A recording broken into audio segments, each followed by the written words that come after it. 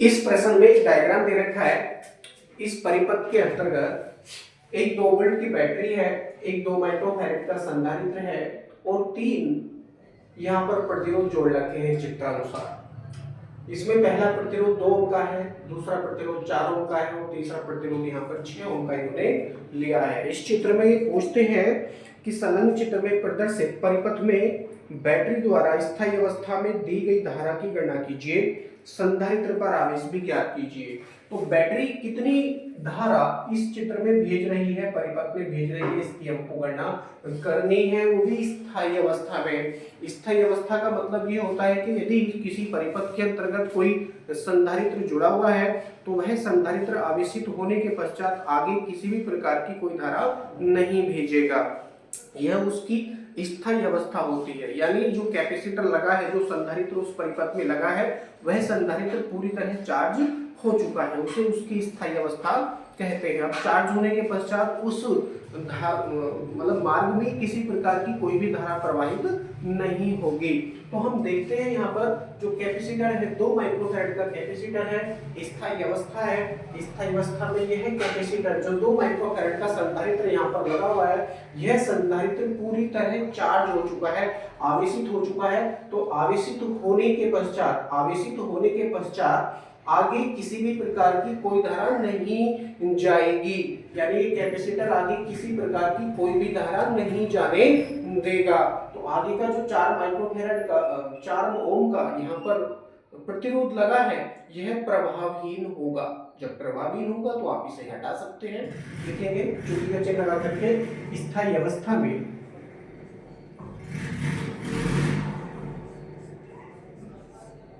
ये लिखना बहुत जरूरी रहेगा। स्थायी अवस्था में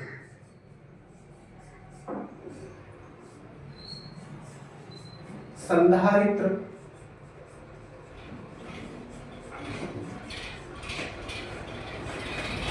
स्थायी अवस्था में संधारित्र आवेशित हो चुका है,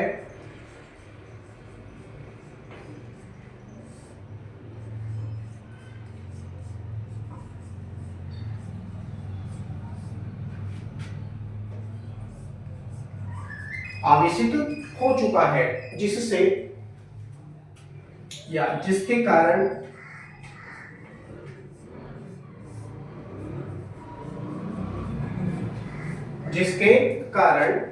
प्रतिरोध 4 ओम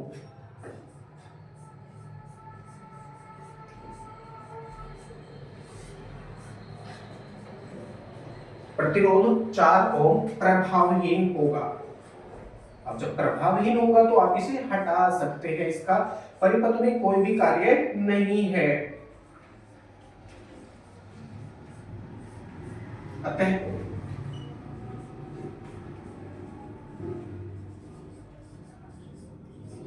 इसे छोड़ सकते हैं।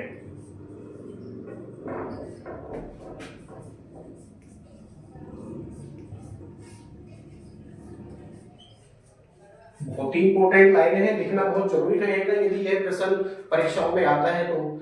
और जब ये लाइन आप लिखेंगे तो किसी प्रकार का कोई भी नंबर नहीं कटेगा। यहाँ पर जो एग्जाम में कॉपी जांच कर रहे हैं वो टीचर आपसे बहुत प्रसन्न हो जाएंगे और पूरे पूरे नंबर आपको यहाँ पर मिलेंगे। अब देखिए 4 ओम का जो यहाँ पर प्रतिरोध लगा है, मैं इसको हटा देता हूँ और जब मैं इसको हटा दूंगा तो कुछ चित्र आपका इस तरह से बन जाएगा, यानी ये वाली भुजा रहेगी ही नहीं, आवेशित हो चुका है संधारित्र। और जब संधारित्र आवेशित हो चुका है, केवल मार्ग में किसमें धारा रहेगी, इस 2 वोल्ट से जो करंट जाएगा वो इस भुजा में जाएगा, इस भुजा में जाएगा, इस भुजा में जाएगा, इस भुजा में जाएगा। केवल एक ही मार्ग यहाँ पर धारा के लिए बचेगा और यही धारा हमको बतानी है। मानकर चलिए परिपथ में प्रवाहित होने वाली वैद्युत धारा आई है।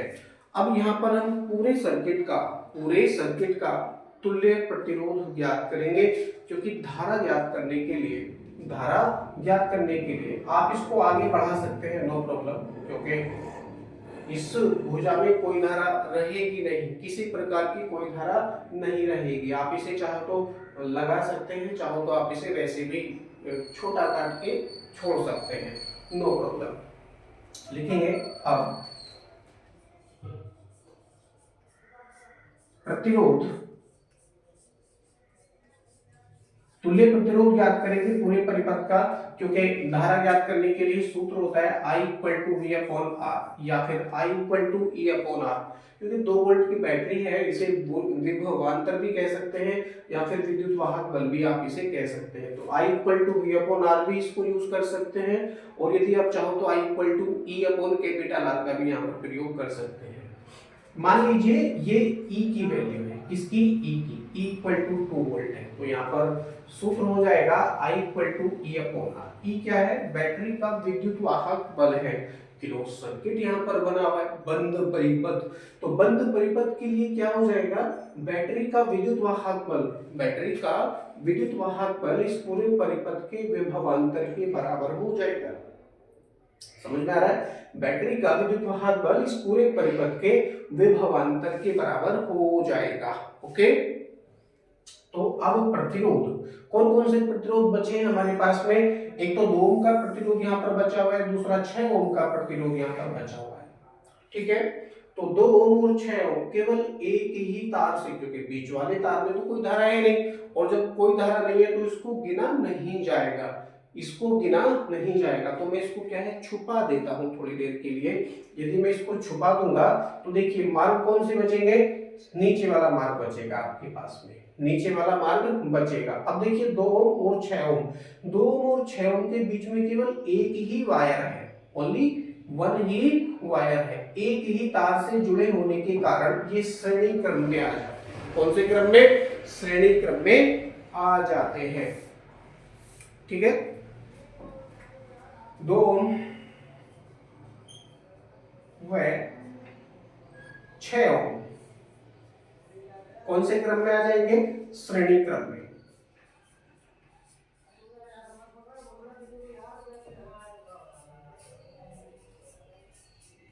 अब केवल 2 ही प्रतिरोध यहाँ पर बचे हैं और इनका हम प्रतिरोध याद कर रहे हैं, तो ये परिपथ का तुल्य प्रतिरोध कहलाएगा। लिखेंगे अतः पूरे परिपथ का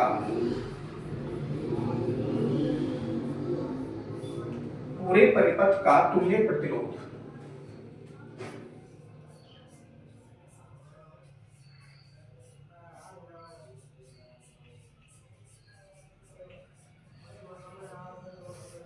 पूरे परिपथ का तुल्य प्रतिरोध क्या सूत्र है उसका? R equal to R1 plus R2, R1 plus R2, R1 के स्थान पर 2 ओम और R2 के स्थान पर 6 ओम। डायरेक्टली वैल्यू भी आप प्रयोग कर सकते हैं, नो प्रॉब्लम, क्योंकि समांतर क्रम में जोड़े जाते हैं, तो सॉरी श्रेणी क्रम में जोड़े जाते हैं। श्रेणी क्रम का सूत्र क्या होता है?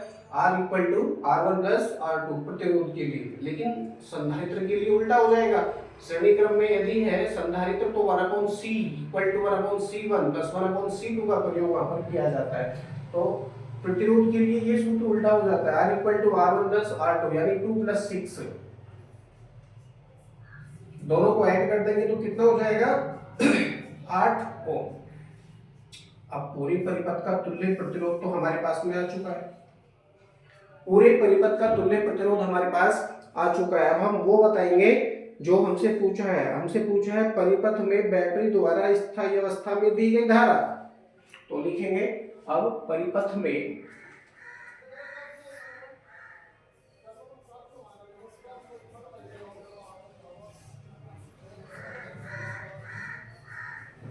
स्थायी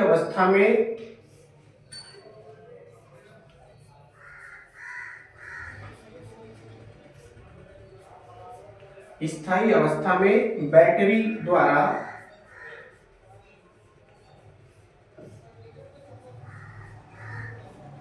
दी गई धारा,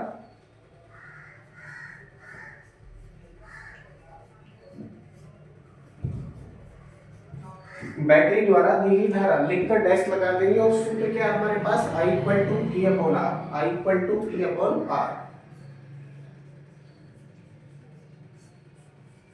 क्योंकि आपने ये 2 वोल्ट को विद्युत वाहक बल मान रखा है और बंद परिपथ है, तो बंद परिपथ का विभवांतर बैटरी के विद्युत वाहक बल के बराबर हो जाएगा। लिखेंगे I इक्वल टू E की वैल्यू आपके पास में कितनी है? 2 वोल्ट है, तो 2 बटे 2 आर की वैल्यू आपने फाइंड कर ली है, तुल्य प्रतिरोध कितना है 8 ओम है।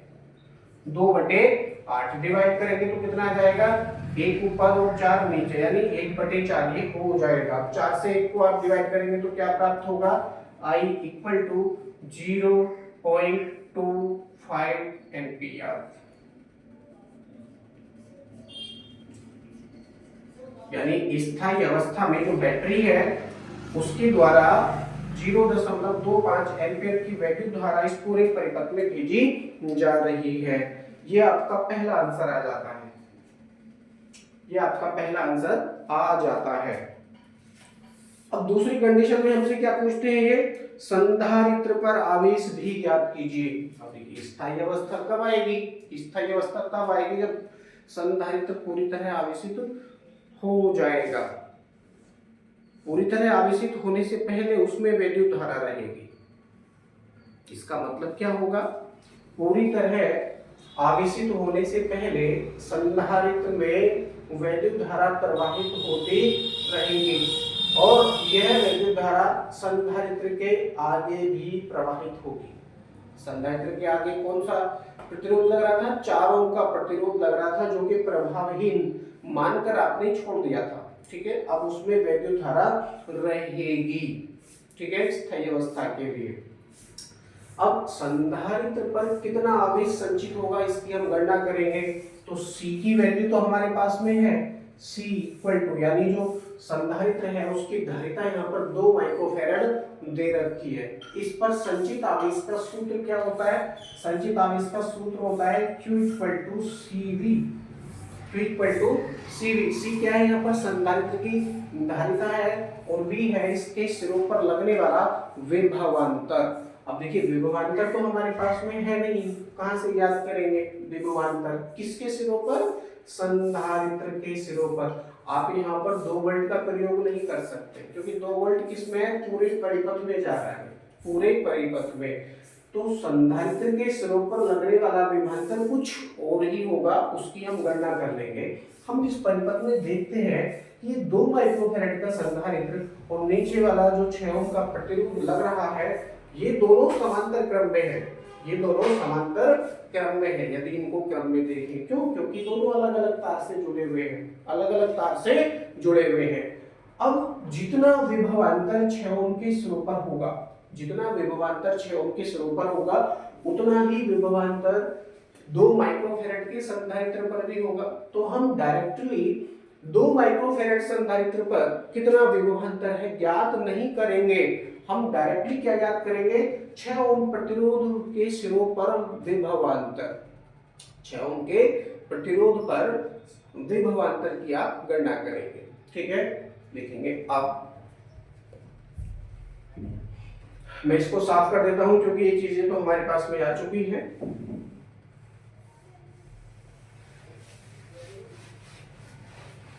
आई की वैल्यू तो आपको प्राप्त हो चुकी है। अब I की वैल्यू कितनी आई है आपके पास में, 0.25 की वैल्यू आई है, 0.25 एम्पियर। आप इसको लिखना चाहो लिख दो, मैं इसको यहां लिख देता हूं, I इक्वल टू 0.25 एम्पियर की वैल्यू धारा है। और ये अब देखिए कोई और मान तो है नहीं, यहाँ पर संधारित्र आवेशित हो चुका है। स्थायी अवस्था में किसी भी प्रकार की कोई धारा संधारित्र में या उसके आगे वाली भुजा में नहीं रहेगी, तो इस भुजा में तो कोई धारा नहीं है।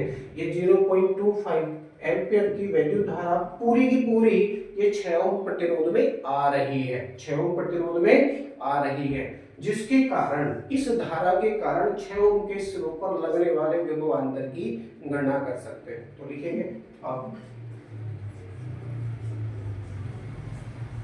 प्रतिरोध 6 ओम, प्रतिरोध 6 ओम के सिरों पर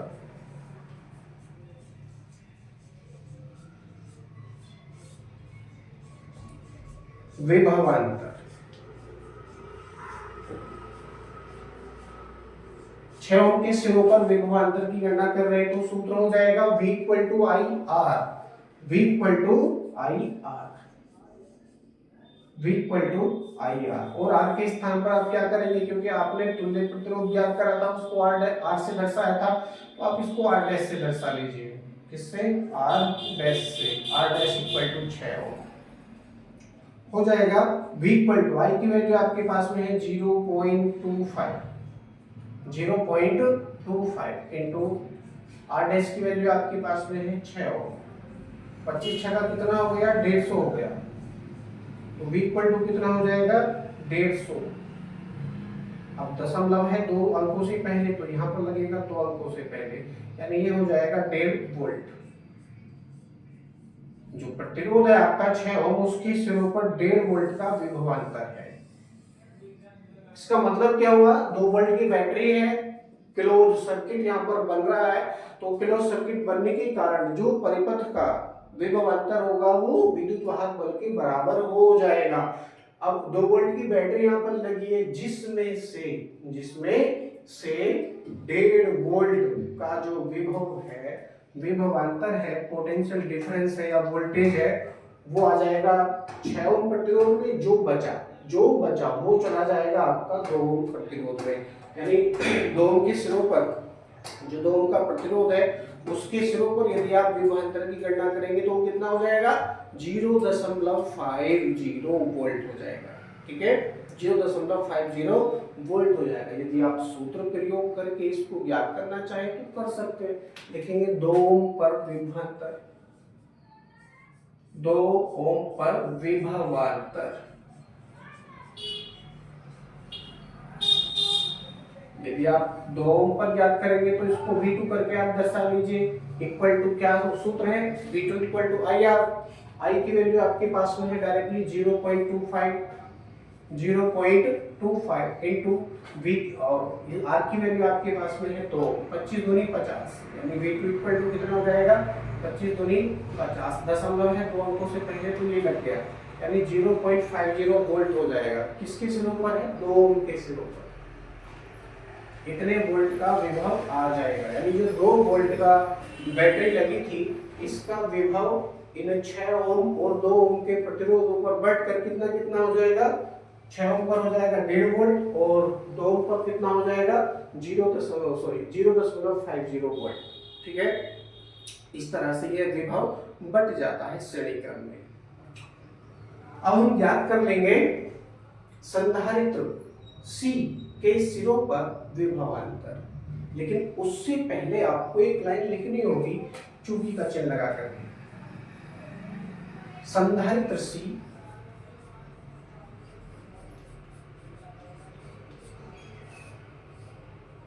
व प्रतिरोध R डैश कौन से क्रम में है? समांतर क्रम में है।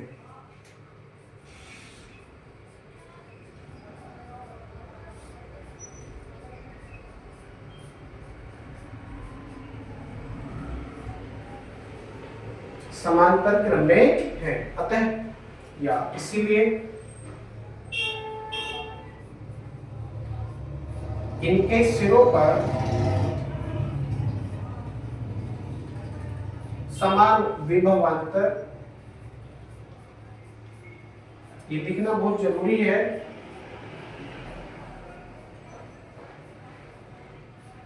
समान विभवांतर होगा।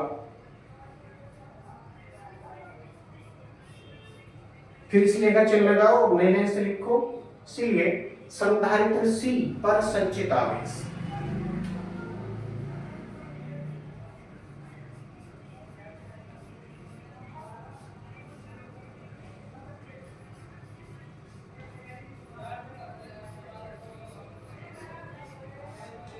C पर संचित आवेश, डैश लगाएंगे और नए से लिखेंगे Q इक्वल टू CV।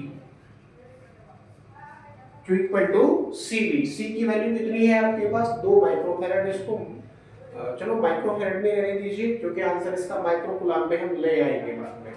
तो क्या हो जाएगा यहाँ पर? C की वैल्यू है 2 माइक्रोफैराड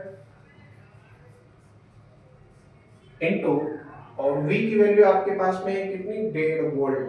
कितनी? 1.5।